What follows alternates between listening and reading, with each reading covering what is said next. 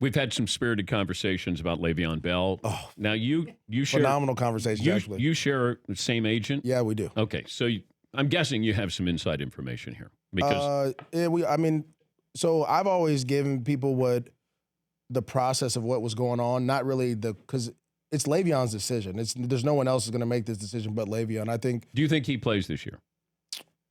I wouldn't play this year. But do you think I don't know if he will or if he won't. I mean, I know he's back in Pittsburgh.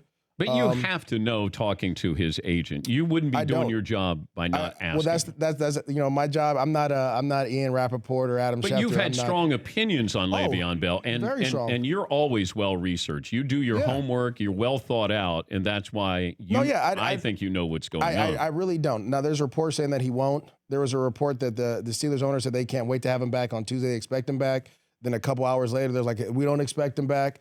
I really don't know what's going on. I haven't talked to Le'Veon. I've talked to our agent, and our agent has done a great job of giving him all the information that he can, so he can make a business decision what's best for him.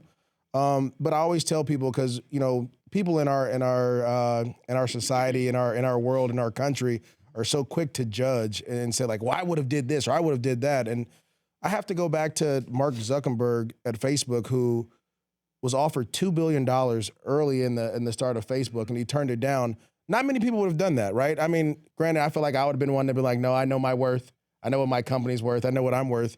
You take your $2 billion and go. And I just actually this morning on the way here, I looked up how much Facebook is worth. You know how much it's worth? Probably about $60 billion. You sure?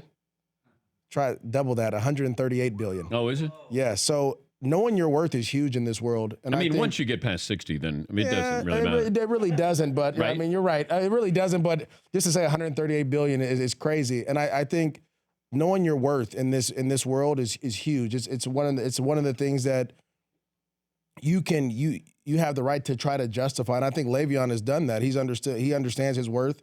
Yeah, but it's a little trickier with the NFL than it is not really. with Facebook. I mean, it's very simple. I think it is. I think Facebook is, because it's all evaluations and where they may go and those type of things. But I think with football, it's much easier. If player X has this many stats and he's getting paid, Y, but player Z has less stats. Would you pay him more than Todd Gurley? I'd pay him what Todd Gurley's getting paid. I think Todd Gurley's younger, so granted, Todd Gurley, he doesn't have the stats that Le'Veon's had, but that's around there what I would pay him, because I know I'm going to get receiving options out of him as well as running. But he's not going to get the $14 million back if you're going to pay him what you're paying Todd Gurley. Well, guess what? Zuckerberg's not going to get the $2 billion back that no, but it's not the same. So. It's not the same. It is. No, you're not going to get that money back. But he's giving up 14, and he's going to get 40. 45 guaranteed. So you wouldn't give up 14 to get 45?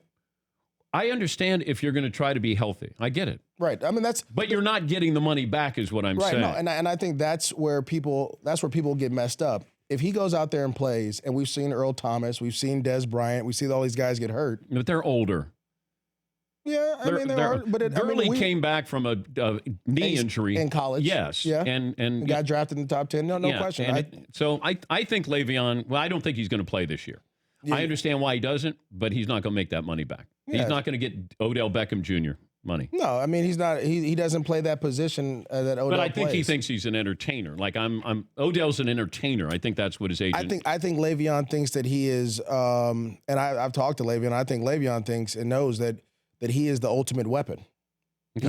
He's not just a running back. He's a guy that can do everything, and he's a big mismatch on the field. Imagine whatever team. Let's just say he goes back to Pittsburgh. Let's just throw this out there so people. I know people are going crazy. Let's say he goes back. Imagine putting James Conner in the backfield, him and wide receiver in the slot. Oh, I know. He could be a starting wide receiver. Exactly. Absolutely. So in that situation, you have a guy who could play both positions, and at a high level, he needs to get compensated as such. Very simple. Right or wrong? He's not going to make the money back. That's it. I agree with you that he's not going to make the money back. Yeah, that's all. And he wants to be healthy for the next contract. I get it. He might miss out on a Super Bowl as well. This is the business. I know. It's a business decision. All right. I mean, we'll throw down if you want to during the commercial break. I personally don't want to do anything like that. Oh, okay. It's old habits of mine. Yeah, see, there you go, going back to the old school. I don't do those things. Like I've never been like that to get in my out. life. I try to get away from that, and sometimes you press my button. I don't know why. We're talking about Le'Veon. We didn't say anything about each other. But it feels like it's you against me. You feel me. like I was attacking you? A little bit. No, not at all.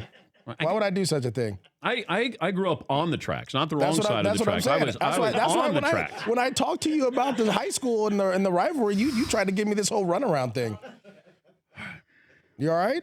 Yeah, I'm all right. All right. Take a break here. It's good to see you. Always great to see you. Thanks for getting.